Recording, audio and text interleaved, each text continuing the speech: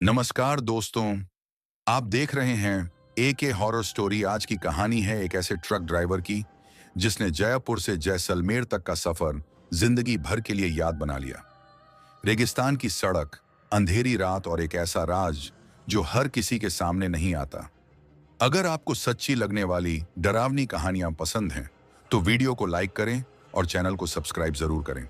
तो चलिए सुनते हैं भजन लाल शर्मा की कहानी, उन्हीं की जुबानी। भजन लाल शर्मा की जुबानी। मेरा नाम भजन लाल शर्मा है। पिछले 15 साल से ट्रक चला रहा हूं। जयपुर से जैसलमेर का रास्ता मेरे लिए नया नहीं था, लेकिन उस रात सब कुछ अलग था। शाम के करीब 9 बजे मैंने जयपुर छोड़ा। जैसे ही शहर की आखिरी लाइट मेरे शीशे से ओझल हुई, दिल अजीब सा भारी हो गया।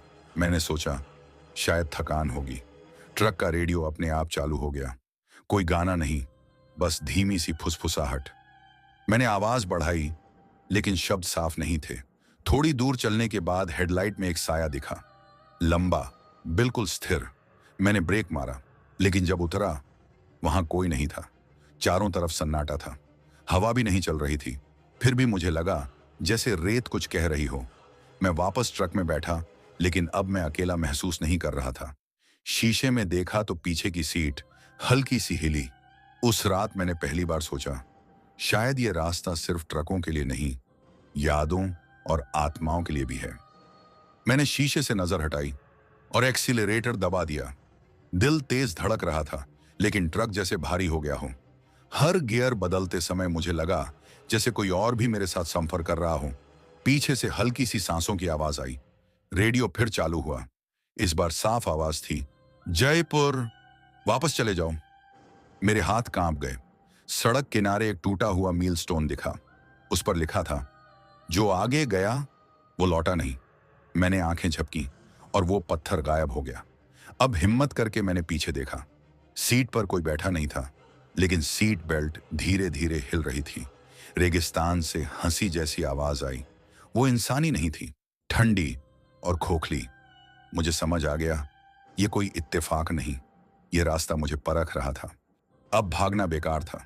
जो भी था वो मेरे साथ ही था। अचानक ट्रक अपने आप धीमा होने लगा। एक्सीलरेटर दबाया, लेकिन रफ्तार नहीं बढ़ी, जैसे कोई रोक रहा हो। रेडियो फिर से बोला, भजन लाल, मेरा नाम। मेरे बदन में झुरझुरी दौड़ गई। रियर व्यू मिरर में मैंने एक चेहरा देखा, सूखी आंखें, रेत से भरा मुंह। वो मुस्कुरा रहा था। मैंने झटके से शीशा मोड़ा।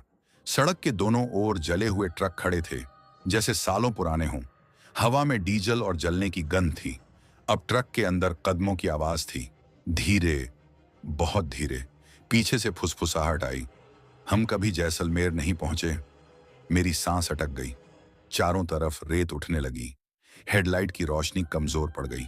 अब डर नहीं था, अब सिर्फ सच्चाई जानने की जिद थी। रेत के बीच एक जला हुआ ढाबा दिखा।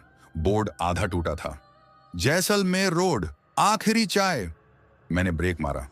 ढाबे के अंदर एक दिया जल रहा था। बिना हवा के भी लौ हिल रही थी। अंदर एक बूढ़ा बैठा था। उसने बिना मेरी तरफ देखे कहा, फिर एक ड्राइवर आ गया। उसने बताया, सालों पहले कई ट्रक इसी रास्ते से गए। रेत का तूफान आया, काफिला दब गया, कोई बचा नहीं, लेकिन उनकी आत्माएं अब भी रास्ता ढूंढती हैं। बूढ़े ने कहा, अगर आत्माओं की बात सुनी तो जिंदा बचोगे। मैंने पलट कर देखा, वो आदमी गायब था। ढाबा भी रेत में घुल चुका था, जैसे कभी था ही नहीं। अब समझ आ गया, जो पीछे बैठा था वो मुझे मारने नहीं, बचाने आया था। अब रास्ता जाना पहचाना नहीं था। मैप काम नहीं कर रहा था। मोबाइल बिल्कुल खामोश, सिर्फ ट्रक की आवाज और मेरी सांसें। अचानक मैं उसी जगह पहुंचा जहां सड़क टूटी हुई थी। रेत के नीचे कुछ दबा हुआ था।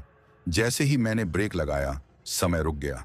हवा नहीं, आवाज नहीं, सिर्फ सन्नाटा। सब सामने रेत से एक एक करके परछाइयां उठी।